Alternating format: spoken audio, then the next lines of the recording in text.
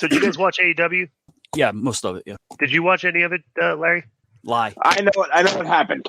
Okay, so Jay White wrestles Penta. I don't know why they had this match because Jay White's wrestling. Because you have to beat a luchador every show. Because Jay White's already in a match coming up against MJF, and I don't know why they needed this. Is like an enhancement match, and Penta doesn't need to lose. Because they have a CMLL deal now, so Konnan doesn't matter anymore. Right. So then the funniest thing about this is this freaking guys. Jay White is set up for his world title shot, and they had to use a finish where the Robinson kid did the with the ring, and he punched him with the left hand of God. And so it was a screw job finish, which didn't really a strong finish for Jay White. So you know that Battle Royal did the worst segment that night. The Battle Royal did the worst segment. Did it really? Ratings wise, yeah. The Battle Royal did the worst segment of the night.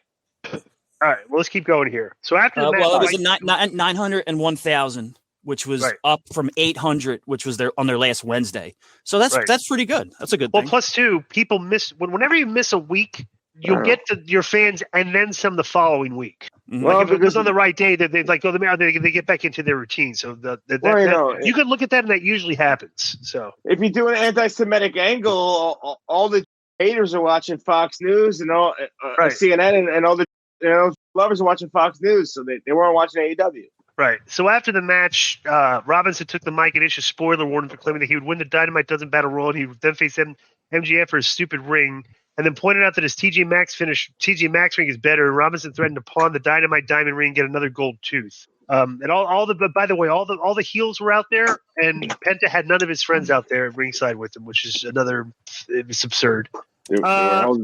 So they go back to Renee Paquette. He interviews MJF. He said he'd be on commentary for the Battle Royals and he'd get his title belt back before Full Gear. And he said the people of the New York City Comic – this was hysterical because he's healing on the fans, and it's true. So the people of the New York City Comic Con reminded him of White because they were losers running away with belts cosplaying as world champion. I wonder how the fans thought of that because that was like a lot of fans in the crowd. MJF prayed that Robinson would win the Battle Royals so he could face him next week, and Paquette asked for an update on Adam Cole. So then Max Caster, Bowens, and Billy Gunn showed up again, and Caster recalled offering the services to MJF for an 8-man tag with Bullet Club Gold. Caster said he would enter the back of Battle Royal and then face MJF, who would have to put a ring on him after Caster beat him, and MJF stormed away. Then Gunn said MJF is a scumbag, and he says, yeah, but he's my scumbag, Caster said. I don't get this angle. This is he's gay, and he's trying to pick up MJF, and says this is goofy. Yeah, MJF should not be at an angle like this. No, it's been a weird title run. Yeah. I'm kazooing that one. Right. So Hikaru Shida defeated Emi Sakura in 850 in a non-title eliminator match. I fast-forwarded through this. Renee Paquette conducted a sit-down with Adam Copeland. He said he was confused by Cage not wanting to form their tag team until he started thinking back on their friendship. Copeland recalled he and Cage agreed to write an essay contest to win a free spot in a wrestling school. Copeland said he wrote an essay and it turned out that Cage did not.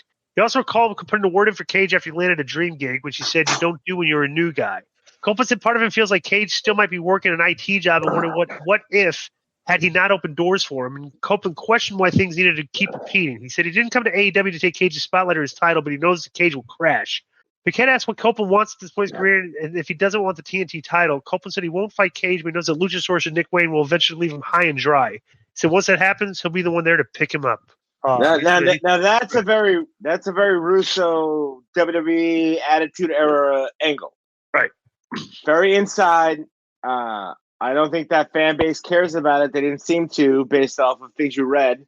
I don't know your opinion on that. I don't know if you want to give an opinion on that. I think it's just very inside and not what that audience doesn't care, doesn't know it, and it doesn't mean anything to them. Right. So next, the well-booked Wardlow has another deja vu from the 2 previous weeks. He wrestles Ryan Nemeth, beats him in 25 seconds. But the big angle here is Wardlow held up his arm to show that he had MJF written on wrist tape, and he bumped Tony Schiavone, his shoulder, when he left the ring. Whoa. Schiavone fell to the mat and was helped up by a referee. So, wow. That's some compelling stuff. Of course, if I'm Wardlow, it's like, dude, when can I cut a promo?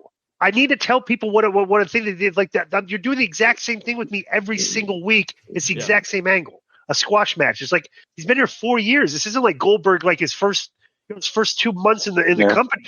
It's like, I don't know. Yeah, they always go back when a guy disappears.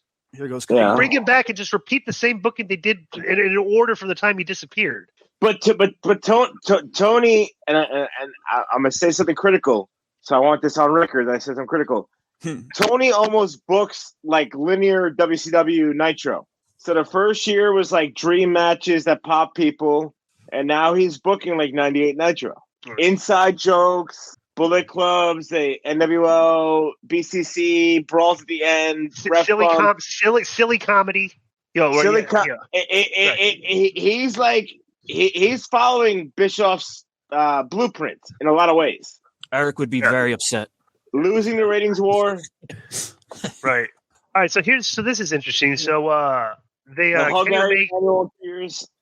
Kenny Omega's interview backstage, and he spoke about facing Kyle Fletcher, then going after the Callis family. He said once that's done, the Omega of old might return and fight for the AEW championship. And MJF walked onto the set and told Omega that he's always admired him and been a massive fan. I don't know why MJF is doing this. This is like he's in an angle with everybody, and it's just it's very. These angles it's not really angles. He's just like he's in like a scene with everybody. So MJF offered to make a handshake. It's funny because they're that's all right. Finish up. Well, MJF leaned in and whispered 13 days, bitch, to Omega before walking away, and Omega said we'd see about that. So I don't know. That was on BTE. I think that Tony, when he books stuff like this, in his mind, these are like major what do you want to call it? Points? Yeah, major events on the show. But like when you're watching it in real time, it's like it's not really that big of a major event. It's like the major events of the show are the in-rings. The backstage ones, right? It's like Easter eggs that no one's searching for. No one knows. Right, that like maybe a very small percentage of the diehards that watch every single minute of every single show and know every single thing that's going on. Like it's reference points for this breadcrumbs for them. And everyone's history, what they did in other companies that they face each other. Right, exactly. And it's like yo, let me speak on this. Konnan's here. Right. All right. Let me explain something to Larry. You're not the moderator here. I say that. I was trying to do something good for you, boss. Don't need any help. Yeah, this ain't a duo. Yeah. No, we're a trio. It's me, you, and Di. It's really. K100 featuring Konnan, Di, and LD. You're just a guest. What are you talking about, man? That was not the master of ceremonies, my friend. I don't know Di there, but he was going through we were going through Dynamite. For Konnan, who probably didn't see this, Jericho recently commented on the Tony Khan Twitter stuff, and Di just jumped and jumped right off. Okay, and what happened? I want to get you an exact quote, but okay. If I was moderator, I would have had that already. Okay, don't. So Jericho said this is what Jericho had to say when he was asked about Tony's Twitter stuff recently. He said, I learned years ago that bosses are going to be bosses and billionaires are going to be billionaires. I've been working for billionaires for 25 years. At this point, you can't control Tony Khan. He's going to do what he wants to do, and God bless him. He created the company. He runs the company. He also grew up in the social media era. I'm not going to tell him, take your phone away because he's my boss. Say what you want, whatever. I think it would be worse if I said that stuff because I'm not the boss. Tony Khan owns AEW. You can do what he wants, and I'm not. No, it wouldn't be worse if you said that. No, it actually wouldn't be worse when your boss is saying stuff like that. It's not a good look. But bro, he's defensive over his product. He writes it. I used to be very, very defensive. Sometimes I'll get into it with Disco, but that's because Disco talks without even knowing what he's talking about. But I used to be very defensive of anybody that would take shots at my booking because it's like your little baby and basically somebody's telling you don't know what you're doing. Yeah, I've learned to take the good with the bad. And like I said, my metrics are not what fans think. Even when they put it over, my metrics are how are the houses, how are the engagements on social media, how many sponsors do we have, how many sponsors are leaving, how many sponsors are staying. Those are like kind of my metrics because at the end of the day, there's so many people today that aren't experts at all. Just because you watch a lot of wrestling doesn't make you an expert. And if you were to leave it, because a lot of times I'll see when they've asked like promotions want to get over with the fans and they're like fans choices. And some of the choices are brutal. You were here to make money. you know. Right. And okay. if you're not making money, what? No, go ahead, Konnan. Sorry. Okay, mind you, we're on a time constraint here. No, I was gonna let me address that then real quick. I'll just put together an old outro and cobble it together, so that way you don't feel so rushed. You know, I don't want to interrupt this review with a story we could talk about after the review. No, I got you. Well, I just got here. I don't know what you were doing. We're halfway through the AEW. All right, go ahead. Okay, so then they go backstage and bro, these are horrible. They did another thing with Adam Cole, Matt Taven, Mike Bennett, and Roderick Strong's house. Cole brought Strong a drink, which Strong spat out before saying Cole knows he hates hot coffee. Strong said Cole made the best peanut butter and jelly sandwiches when they started in Ring of Honor. Bro, I'm reading this. It's in real time. It was worse than it reads, okay? Music played while slow motion footage aired of Cole making the sandwich. Strong took a bite and said Cole knows that he hates crust. Cole finally had enough and said he hadn't talked to MJF in weeks and needed to get surgery. So he walked away and Strong yelled Adam repeatedly, but Cole still left. Strong told Taven and Bennett that in order to get his best friend back, he'll have to be nice to that scumbag. Bro, this is so – they act like 14-year-old kids in this. This is ridiculous. Like these could be major players on the show. Your top angle, they're with MJF, and they're acting like children. This is like with the – bro, Cody, you got to see this. They did slow motion of him making peanut butter and jelly sandwiches like that was going to be like a funny spot. This is what it seemed like to me. Remember the one that we put over where he had the rosary beads in the hospital bed? Right. That was funny. And I think like a lot of people probably put it over and they're like, oh, let's start doing funny skits. And now they're not that funny because the one they did last week where he's cutting the lawn with his leg and a thing and it's like, why are you making the guy with the broken leg cut your lawn when you got two guys here that could do it for you? And why would Cole even do that? You know what I'm saying? It's so ridiculous. Right. So yeah, these guys are definitely miscastings. You know what the thing is, bro? When they did like this, a memorable scene was the hospital bedroom where Mick brought Vince flowers and ended up with Austin with the bed. Okay, but that was like a scene on that show out of the blue. Like you didn't see anything like that in a 6-month period. Like, you know, it's just like, wow, what a scene. It's like they're doing the exact same scenes in the exact same settings over and over. And it's like they're not getting any funnier, you know? So I don't know. Did you see this, Larry? I did not. You got it, Cody. You have to see this. It's absurd. Okay? I saw the one last week with him on the that was stupid. Right. It was similar. It was similar, but it was stupider. So for a second, I thought that he didn't actually break his ankle, and it was all an angle to screw MJF. But now that he got an actual surgery, now it doesn't make sense. If it was like a Bob, regardless if it Bob Orton fake arm thing, it would have been good. Well, regardless if it was a swerve or not, the vignettes have sucked. Go ahead. Hey, bad news. The link that we used to use, Konnan, has been shut down.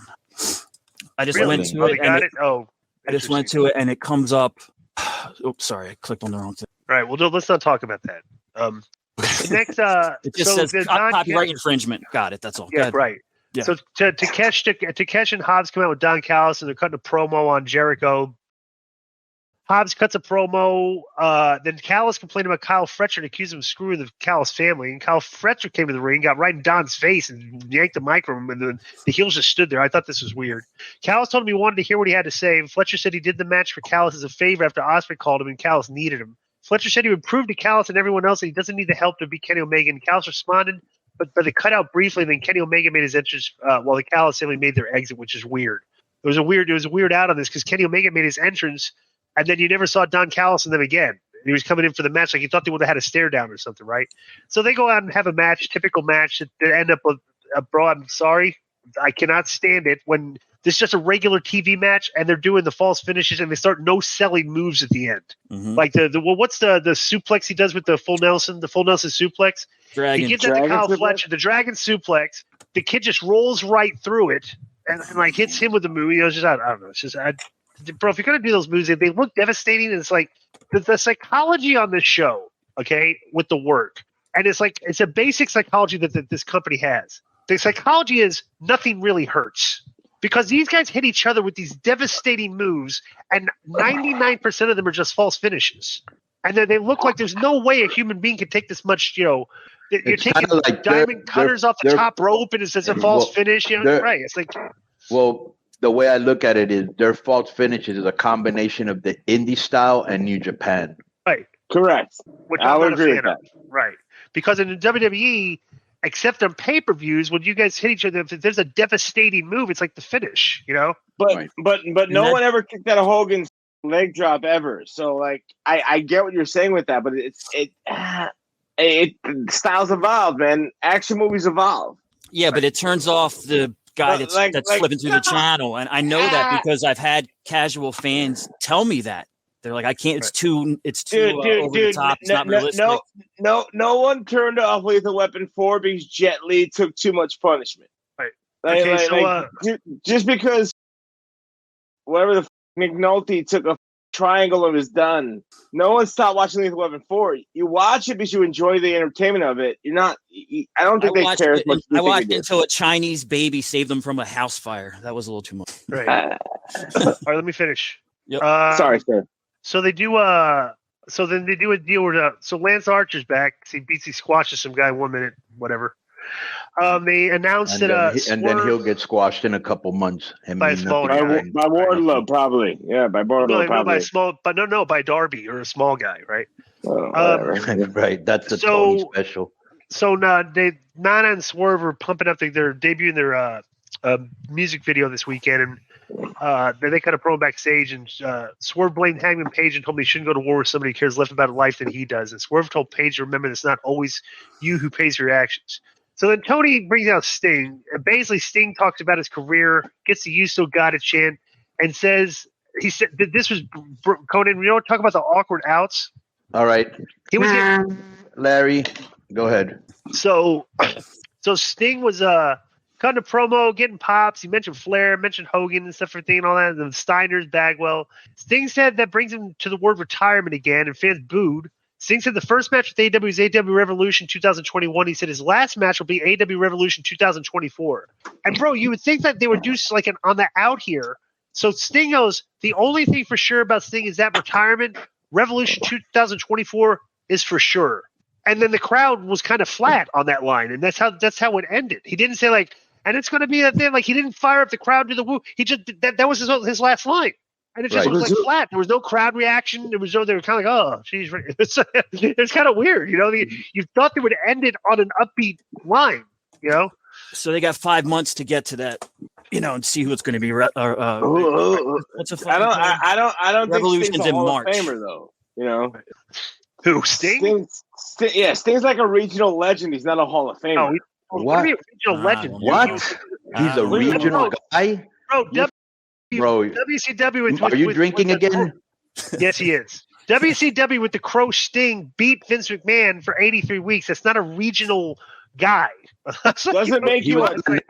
He was on a national show, 605 TBS, all around the United States. And bro, young Sting, because I was, you know, bro, he was the man. Right. Dude, you drew better than Sting your whole career.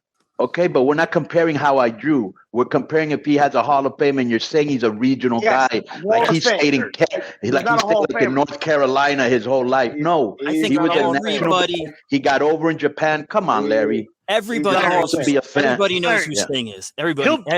Bro, Larry, the Bushwhackers are Hall of Famers.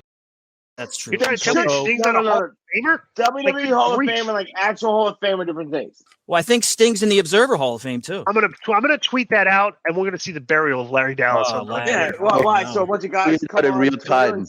Sting's not a Hall of Famer, man. Guys, let's finish this. Yeah, go so ahead. Because we want to get to the lucha. Yeah. RJ City set up an interview about Tony Storm's new movie. And they played the movie, and it went to picture-in-picture during the break. You couldn't see it again. Yes, bro, that's brutal. How can that happen again? Well, they don't have production meetings. They show it. Get her over. This is how you're supposed to get this girl who I don't know if it was her idea or somebody else's idea, and she's been getting over with this 1920s dramatic actor, and you put it in picture-in-picture. Movie.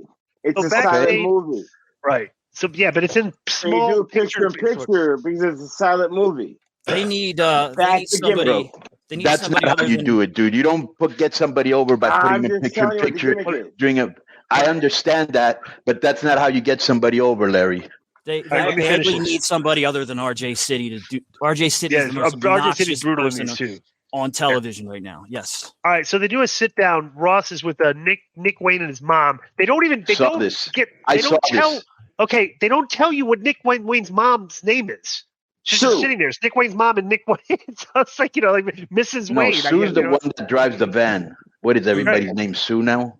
So basically, she's being he's being very disrespectful to her, telling her to shut up. And Nick got upset and said he was always in Darby's shadow. And he said it's time to prove himself while he's in AEW. Nick told his mother that it's him and Cage is a better father figure than his father ever was. Cage shows up and said, "So are you ready to come home now, son?" Then Nick got up to leave, and Nick's mom tried to stop him, but Nick spun away. Shayna, yeah. Okay, and told her not to touch him. Nick said she was a terrible mother. Nick's mom slapped him, then immediately apologized. And Nick said she's dead to him. And then Cage said you should have picked up the phone before closing the door. So they go through this door, and then behind the door, you hear commotion. We open the door, and Darby's beating the both of them up. How are you?